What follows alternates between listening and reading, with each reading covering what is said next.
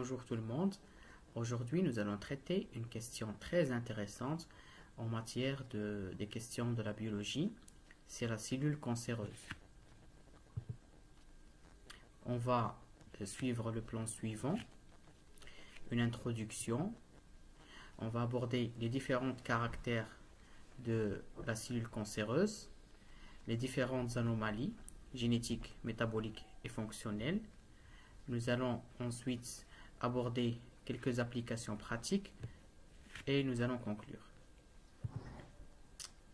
La cellule cancéreuse est une cellule qui se caractérise par une croissance continue, non désirée, incontrôlée et qui est dommageable pour les cellules saines avoisinantes. Ce modèle-là représente le modèle hallmark de la cellule cancéreuse avec ses différentes caractéristiques. C'est une tumeur qui fuit au système immunitaire, qui prolifère indépendamment, d'une façon incontrôlée. C'est une tumeur qui a la possibilité d'envahir les tissus et de causer des métastases. Il permet d'induire l'angiogénèse. C'est une cellule qui résiste à la mort cellulaire et qui échappe à l'apoptose. Donc, ces différentes caractéristiques représentées par ce modèle-là peuvent être des cibles thérapeutiques à des différents traitements. Donc, la cellule cancéreuse, il devient peu sensible ou insensible au mécanisme d'homéostasie tissulaire. Il a une capacité de prolifération indéfinie, dite aussi l'immortalisation. Il peut dériver d'une seule cellule d'origine, dite monoclonale, ou de plusieurs cellules polyclonales.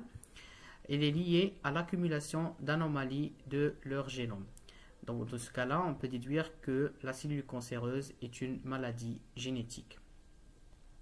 Les anomalies peuvent être acquises et souvent acquises au cours de la genèse tumorale, mais parfois peuvent être héréditaires, surtout lorsqu'il s'agit d'une prédisposition familiale. Alors, le clone tumoral peut perdre ou conserver certaines caractéristiques morphologiques et fonctionnelles, ce qui va permettre bien sûr aux pathologistes de reconnaître la tumeur, ou bien cette tumeur peut acquérir de nouvelles fonctions. Les modifications morphologiques intéressent le noyau, le cytoplasme et la membrane cellulaire. Pour les anomalies du noyau, elles sont dues à des anomalies de la conformation de la chromatine et aux anomalies quantitatives de la chromatine. Le noyau, il devient irrégulier et plus gros, plus foncé, parfois dupliqué, ce qu'on appelle la multinucléation. Il y a une augmentation du rapport nucléo-cytoplasmique, il y a l'anisocariose et il y a l'hyperchromatisme.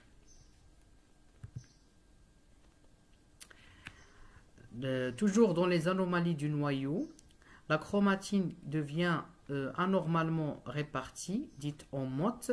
La membrane nucléaire est épaissie. Les contours nucléaires, comme on vient de voir, sont irréguliers. Toujours, comme on vient de voir, il y a la multinucléation et les mitoses qui deviennent très fréquentes et qui sont anormales et peuvent être ou tétrapolaires. Donc, comme vous voyez ici, ça c'est une mitose qui est tripolaire. C'est une chromatine en motte. D'accord? Donc, toutes ces anomalies du noyau peuvent être observées dans la cellule cancéreuse. Dans les anomalies cytoplasmiques, nous avons l'anisocytose. Le cytoplasme devient clair vu l'accumulation de glycogène. Le cytoplasme peut devenir basophile avec présence d'inclusions comme les filaments intermédiaires ou des vacuoles, comme il est montré sur cette image. Les anomalies membranaires ne sont vues que dans la microscopie électronique. On peut observer une irrégularité de la membrane avec présence de quelques microvillosités, des billes ou projections. Il y aura une modification du système jonctionnel et une modification des protéines de surface. Donc on passe maintenant aux anomalies génétiques. Les anomalies génétiques, on distingue deux types d'anomalies. Il y a l'anomalie quantitative et l'anomalie qualitative. Pour l'anomalie quantitative, ça concerne le nombre de chromosomes des cellules cancéreuses. On peut avoir l'aneuploïdie ou la polyploïdie. L'aneuploïdie, comme il est représenté ici par la trisomie 13. Pour les anomalies qualitatives, ça concerne les modifications qui intéressent le chromosome. Donc on peut avoir la délétion, la translocation, les mutations de quelques séquences nucléotidiques. Donc ces éléments-là peuvent être à l'origine de certains cancers que nous allons voir dans les applications pratiques. Concernant les anomalies métaboliques, on distingue l'effet Warburg classique qui correspond à une glycolyse aérobie, c'est-à-dire en présence d'oxygène. Et cette reprogrammation constitue une étape importante dans le processus de la transformation tumorale dans de nombreux cancers. On distingue également la symbiose métabolique des cellules cancéreuses et on distingue aussi la glutaminolyse. Ce sont des mécanismes qui ont été reconnus dans l'anomalie fonctionnelle, dans les anomalies métaboliques de la cellule cancéreuse.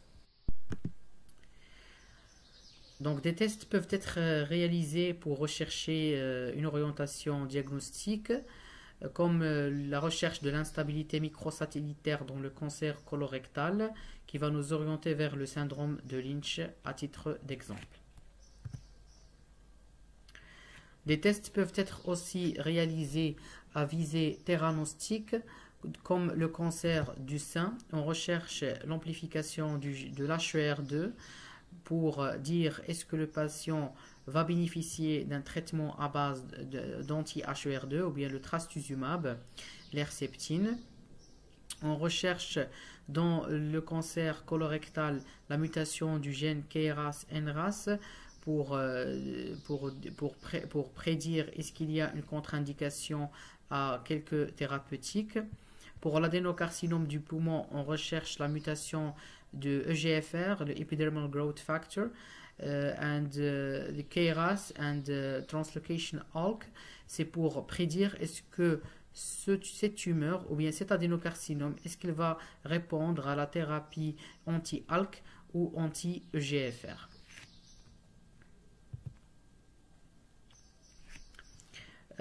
Certains marqueurs tumoraux peuvent être demandés qui vont orienter vers certains diagnostics, mais ils sont souvent demandés à but de surveillance ou de suivre l'évolution.